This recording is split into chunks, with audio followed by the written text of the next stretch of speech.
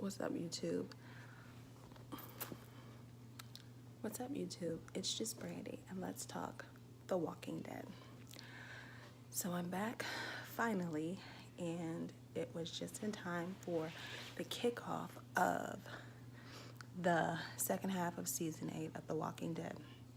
So we all knew what was coming. We all knew, based on the finale episode in November, that Carl's time was coming to an end. But I was hoping that it was going to be quick and fast and kind of understood.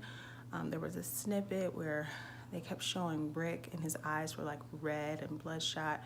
And I was like, oh, he's probably standing over Carl's grave. So I was hoping it was going to be like, maybe like a little flashback and then like show the grave or whatever. But basically the entire episode was dedicated to Carl, and it was a freaking tearjerker. I cried so much during that episode, and even when I watched the after show that Chandler Riggs was on, I mean, it's like we know he's a character and he's not dead. I cried when they did the tribute again because it was just so friggin' sweet. Carl was just such a special character.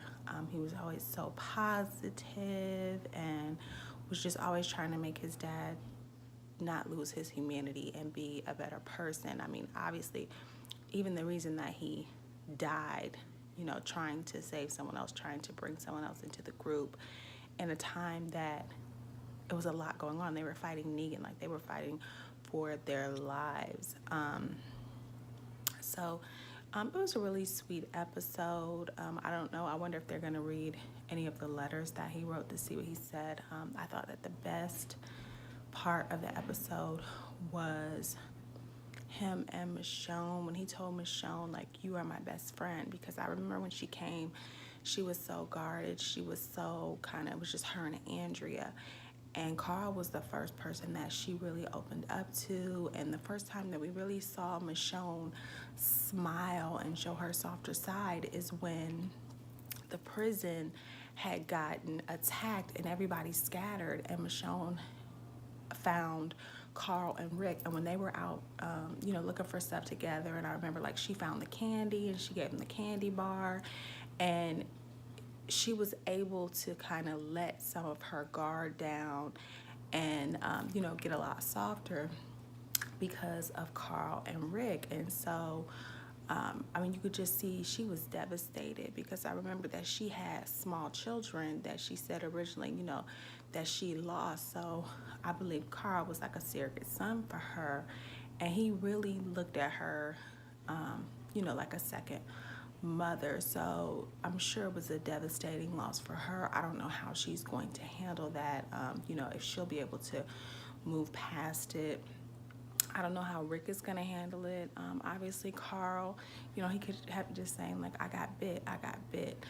But I don't know how Rick's going to handle it. You know, will we get crazy vengeance, wrath, Rick, or will he honor his son's last wishes and, you know, try to come up with a resolution? In those flashbacks when he saw Traitor Eugene in the compound, and then Negan, like everybody was like in a peaceful world and working together. I think definitely it's beyond that. I do not think that they're in a place where they can come to a resolution of any sort where everybody could just come together and live. I do think that Negan has to die, and I think Eugene should have to die too, because Eugene is so selfish and so about self-preservation that he has no loyalty. And at the end of the day, you can't trust someone like that, because in a pinch, Eugene will sell you out anytime if it means that he can save himself. And that's just not the type of person that you need around you. I mean, especially because they helped him so much. They taught him how to survive. They taught him how to kill walkers. Like, they did so much for him, and in the end, he still sold them out. So unless during this fight Eugene does something to help the other side to redeem himself, there really will be no love lost for me if somebody like gives Eugene a swift bullet to the dome. So, in a nutshell, you know, I mean, there was a lot going on as well at the Kingdom with Carol. Of course, we love to see Carol in action. Morgan has gone crazy. Like, he's back almost to that clear place where he was like writing clear on everything. Like, when they found him and he had like those sticks and he was in the living in that town and they had to knock him out. He was like literally crazy. Like, he's almost at that place. So it seems like when that little boy killed the guy from the, is it the Sanctuary? I don't know. Whatever, from Negan's group. When he like stabbed him with the stick that Morgan sharpened into a spear, it looked like he kind of got like a rude awakening. Like, did I create this? Like, oh my God, like, you know, what's up? So we'll see if he changes his mind and changes his ways based on that. I'm not quite so sure. I mean, at the end of the day, we're still in war. It's war mode, so I'm not mad at Morgan. I feel like all of Negan's head people do need to die. I hate to say that, but this is fiction. This is not real life, but they all need to die. I mean, they don't have a prison. They don't have somewhere where they can lock these people up and monitor these people. And those people, you know, the lower people, the workers, the ones who are just there, who just didn't have anything else and are, you know, just there trying to survive, they can live.